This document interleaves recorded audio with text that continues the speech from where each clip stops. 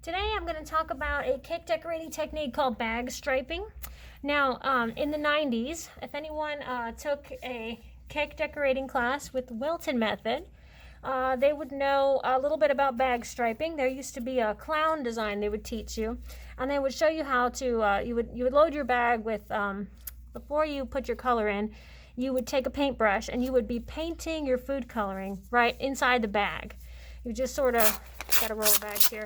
You just sort of open your bag up and you'd paint your color along one side with red, and then flip it and do the other side. You would paint inside the bag with blue, and then you'd fill your bag with yellow, and they would use that to show you how to make a clown, and it would come out yellow with stripes of red and blue on the side.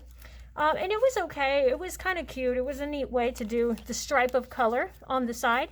But the thing about it was you would end up with all of this gel, this food dye, in a big clump on your icing that didn't get mixed in. And when that stuff touches your teeth or your tongue, it'll just color your whole mouth, whatever color you've got striped down the bag.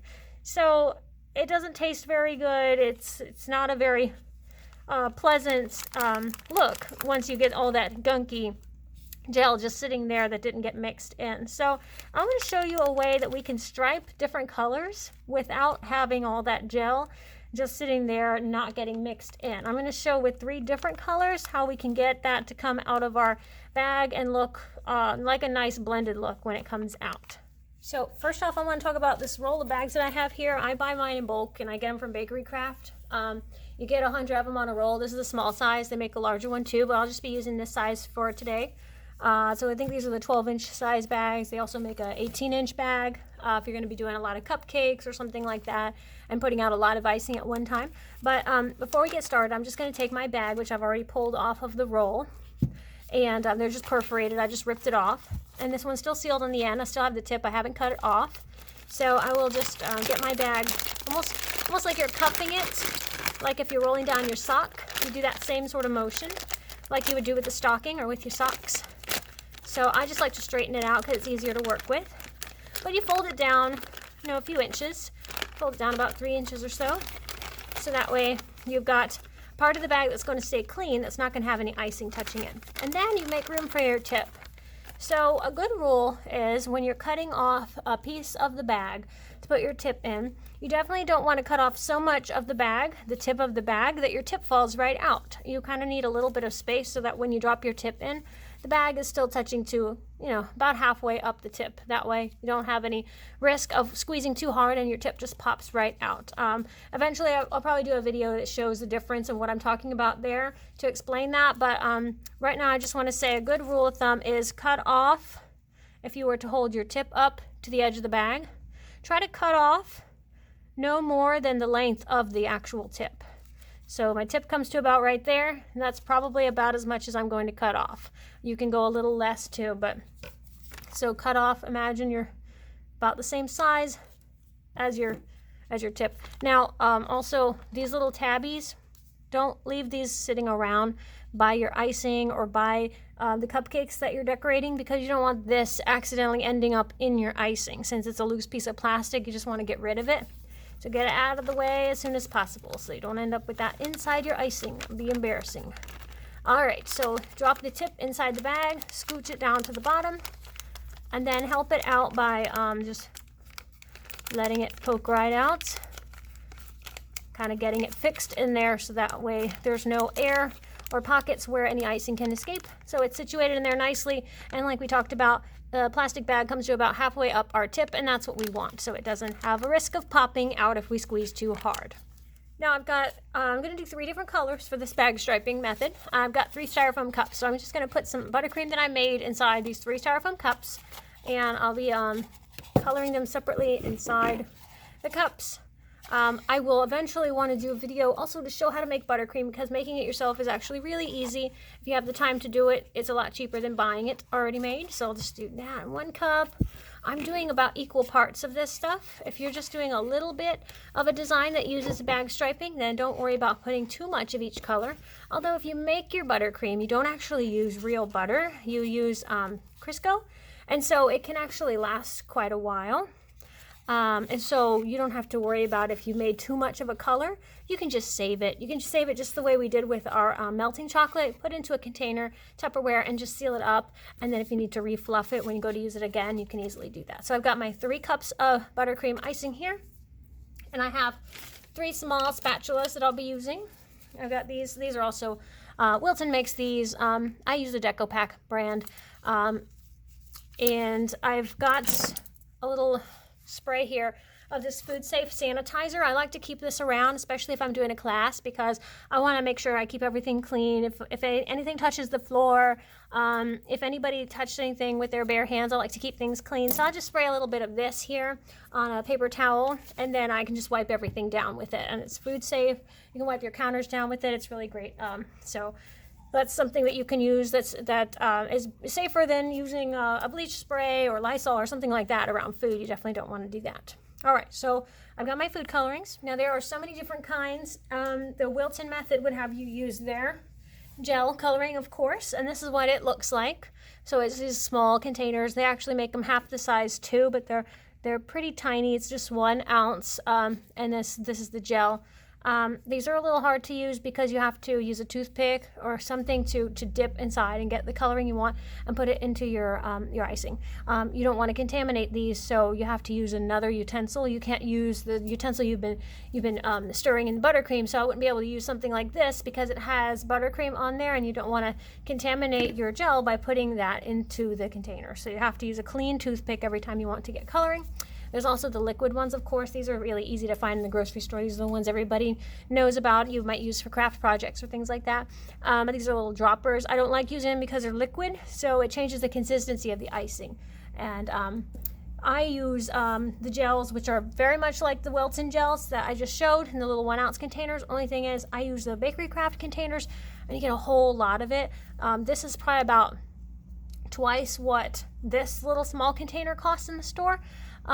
So you get a whole lot more. You get 8 ounces in this versus 1 ounce here. And the greatest thing about this is it has a squeeze top. So you don't have to touch anything. You don't have to get a toothpick or dirty a utensil. You just squeeze and drop in as much as you want, and it keeps everything clean and easy. So I will put a couple drops of these into the buttercream. Yellow, I want my yellow to be nice and bright, so I'll put a little bit in there. And I've got sky blue, which is a really pretty blue. It's not like a royal blue. And I've got the hot pink. So I'll get these stirred up evenly and make sure I don't have any white showing. And then I will explain what to do next.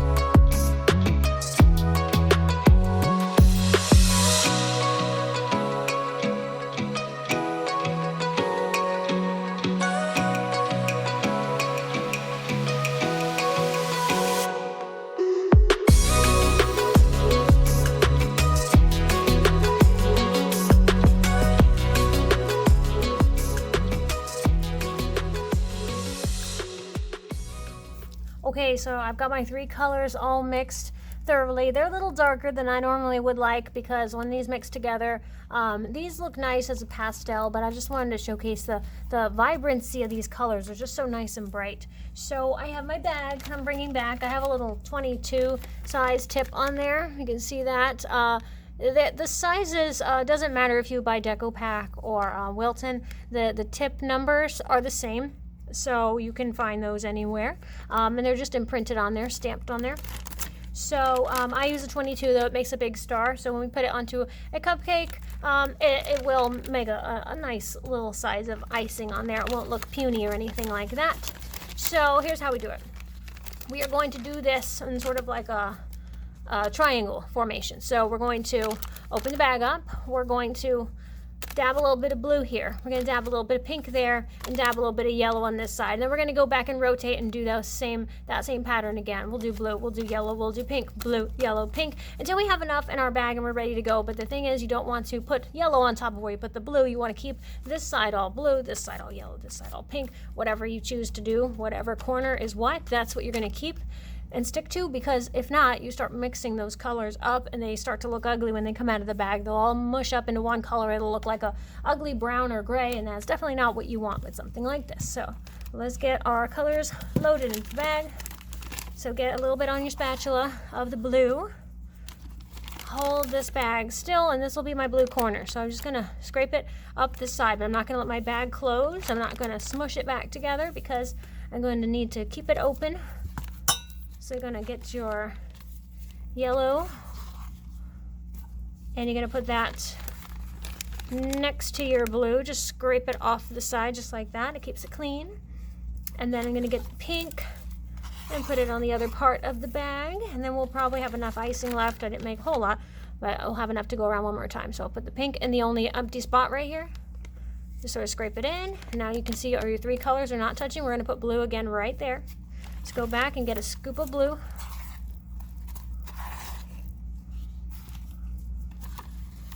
And let it fall right in there. And then get your yellow. Oh, I didn't mention I have some wax paper down here, so nothing's going to mess up my workstation. So get yourself some yellow and put that again right next to the blue on top of the other yellow. And then we just have a little spot left where we're gonna put our pink, and let's do that right now. So we'll get our pink loaded in the pink corner. All right, now it doesn't look like much right now. Just get my cups out of the way. It really doesn't look like much in the bag right now. It just sort of looks like three blobs in there. We're going to now flip our bag back to normal so we can sort of shake it and then, straighten out your top. So that way you got this nice clean space up here. You don't have icing hanging out of the bag. If we were to try to fill it like this, you'd have icing all over this part of the bag, and then it would get really messy, especially if you go to refill your bag. You definitely don't want to have that going on. So in the bag, we have our three colors, but they're sort of, evenly placed. So our pink is all in one spot, our blue is in another, but I can tell when we start squeezing this, we're going to see a lot more blue and yellow before we see the pink. So we're going to have to squeeze out a little bit before we start decorating on the cupcake. So you push your icing down to the bottom. This hand is pinching, so you're twisting the top so that the icing doesn't explode out the back of the bag, which happens all the time if you're not looking. So you have to watch that you're keeping the end of your bag twisted. Some people will put a rubber band in the back there if you don't trust yourself or don't want to have to think about that.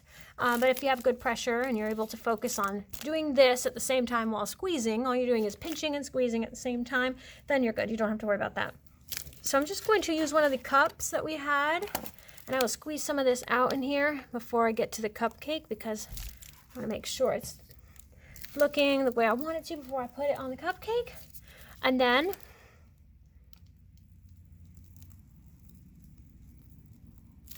there it is. So even on the cupcake, you can tell still your little pink section is right here. It seems that I had a little more of the blue or the yellow in my bag than I did the pink, and that's fine. You can adjust it for whatever colors you like the best. But this is our little pink corner. This is our yellow corner. This is our blue corner. And whenever they are mixing together, you get that crisscrossing in between of orange, a little bit of purple, which is my favorite part of it right there. And then the other side has the green on there. So this is such a quick, easy way to do this, and you don't have a big glob of gel on the outside of your cupcake to worry about eating or biting into and it staining your teeth. And when you do these different color combinations, just pick three colors that look good together. You could even do just two if you wanted. I like to do three, and this is nice for like a mermaid cake or a unicorn cake. You could do pink, teal, purple. A lot of colors look really good when you mix them together in a bag like this.